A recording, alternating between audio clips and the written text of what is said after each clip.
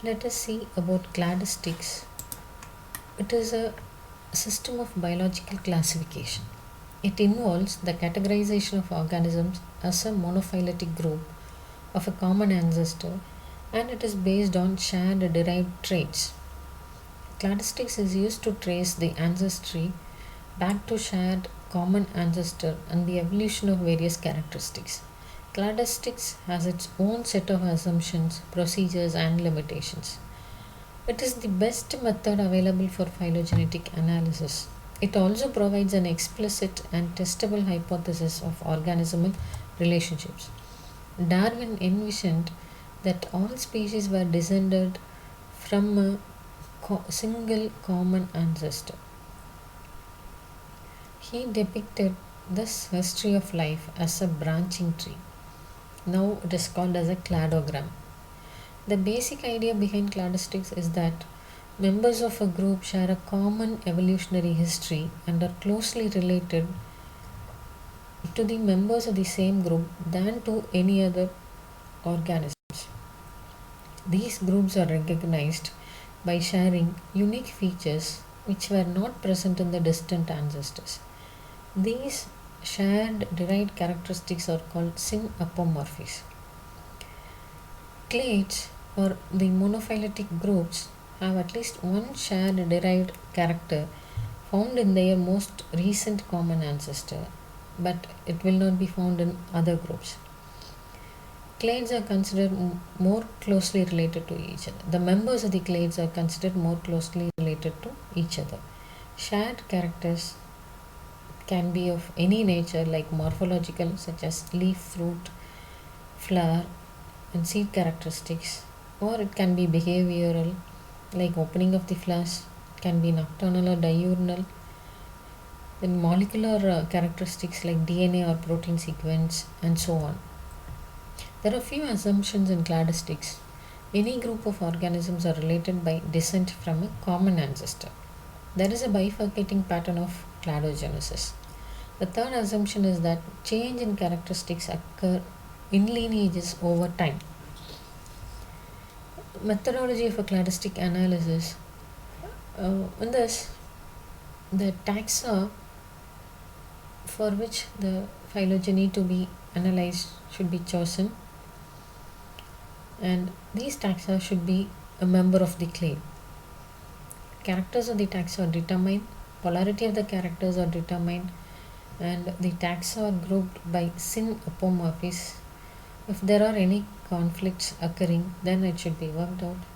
Later on, the cladogram is built, and the output of the phylogenetic analysis will be in the form of a cladogram, and a hypothesis of relationship of the taxa is also generated, and it will tell the pattern of ancestry and descent.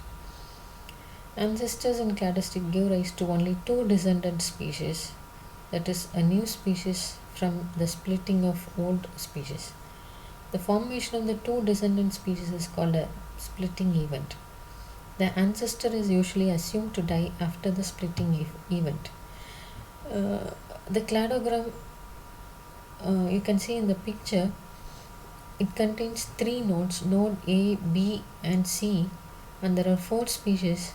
At node A, baboon is the descendant, and the second descendant gave rise to from the second descendant, the splitting occurred at node B and gave rise to chimpanzee and the ancestor of the human and gorilla.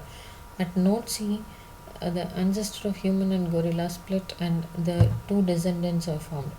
The small circles mark the nodes of the tree.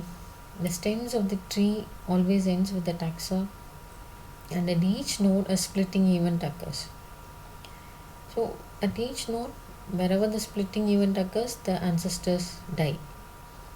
So stem represents the species that split from the ancestor. The two taxa that split from the nodes are called sister taxa. In this case, human and gorilla are called as sister taxa. The sister taxa are more closely related to one another than to any other group. For example, human and gorilla are more closely related than to chimpanzees. And here In this cladogram, the baboon is called as in the out group.